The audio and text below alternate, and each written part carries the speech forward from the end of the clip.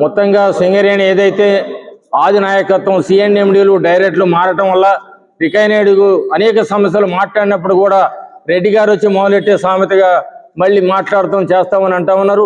కొత్త సిఎన్ఎండి గారు వచ్చారు, చాలా సంతోషం. కాబట్టి వెల్కమ్ చెప్తా ఉన్నాం. కానీ కార్మికులకి సమస్యలు ఏదైతే ఉన్నాయో గతంలో ఒప్పుకున్నవి కూడా అమలు చేయటం లేదు. ముఖ్యంగా మేనేజ్మెంట్కి గవర్నమెంట్కి విజ్ఞప్తి చేసేది ఏంటంటే, సింగరేణి కార్మిక వర్కర్స్ యూనియన్ మరి గెలిచి 2 ఏళ్ళు అయింది. ఇప్పటి వరకు కూడా చాలా సమస్యలు పెండింగ్లో ఉంటా ఉన్నాయి. ముఖ్యంగా మెడికల్ ఏదైతే జరగకుండా మరి ఆఫ్ చేయటం జరిగింది. దానివల్ల కార్మికులు చాలా అవస్థ పడతా ఉన్నారు.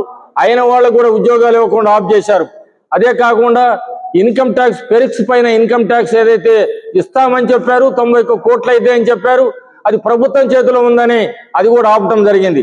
సొంత ఇల్లు పథకం ఏదైతే ఉందో దాన్ని చేస్తామని చెప్పారు, అది గవర్నమెంట్ అంటా ఉన్నారు. ఏదైతే మార్పేర్లు ఉన్నాయో దానివల్ల చాలా మంది అవస్థ పడతా ఉన్నారు. ఆ మార్పేర్ల పిల్లలు కూడా వాళ్ళు దిగిపోయినా కూడా పిల్లలు ఉద్యోగాలు లేకుండా ఉంటా ఉన్నారు. మార్పేర్లను మారుస్తాము, ఏదైతే ఉందో మరి గవర్నమెంట్ గొప్ప చెప్పామన్నారు, అది కూడా చేయకుండా ఆఫ్ చేస్తామన్నారు. ఏదైతే ఈ యొక్క కొత్త ప్రాజెక్టులు రావాలో ఆ ప్రాజెక్టులు పెండింగ్లో ఉంటా ఉన్నాయి. ఇంతవరకు దాన్ని పరిష్కారం చేయటం లేదు, దాన్ని ఫాలోఅప్ చేయటం లేదు. కాబట్టి ఇక్కడ మీ చైర్మన్ గారు కానీ మరి డైరెక్టర్ కానీ యజమాన్యాన్ని కానీ చెప్పేది ఏంటంటే, సింగరేణి ఆర్థిక పరిస్థితి బాగలేదని చెప్తా ఉన్నారు. మనకి రావాల్సినటువంటి ప్రభుత్వం ద్వారా 47,000 కోట్లు కానీ, జన్కో పవర్ కానీ, బొగ్గు వాడుకున్నది కానీ, ఇతర వాళ్ళు ఏదైతే వాడుకున్నారో ఆ బకాయిలని వసూలు చేస్తే ఆర్థిక పరిస్థితి చక్కదిద్దడానికి ఆస్కారం పడదు. అందుకనే రికైనైడ్ యూనియన్గా మేము అందరం కూడా ఇతర యూనియన్లు కలుపుకోలేనా ఈ సింగరేణి కార్మిక సమస్యల పైన స్పందించడానికి ఒక ప్రణాళిక చేయటం జరిగింది.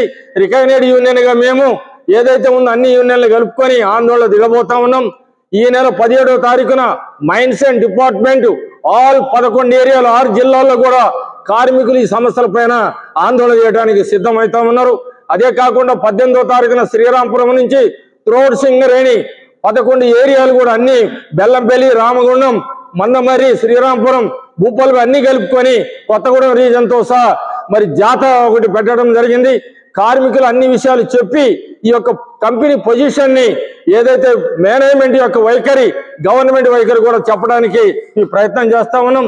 అట్లాగనే ఇప్పటికి కూడా కోడ్ ఆఫ్ డిసిప్లిన్ ప్రకారంగా స్ట్రక్చరల్ మీటింగ్లు జరగడం లేదు.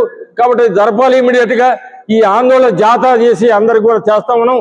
ఈ వచ్చే నెల ఫస్ట్ వీక్ కానీ సెకండ్ వీక్ లో కానీ ఒక పెద్ద 1 డే టోకెన్ స్ట్రైక్ త్రోడ్ సింగరేణి అన్ని ఇళ్ళని కలుపుకొని చేయడానికి కూడా సిద్ధం చేస్తా ఉన్నది అనేది అర్థం చేసుకోవాలని విజ్ఞప్తి చేస్తా ఉన్నాం.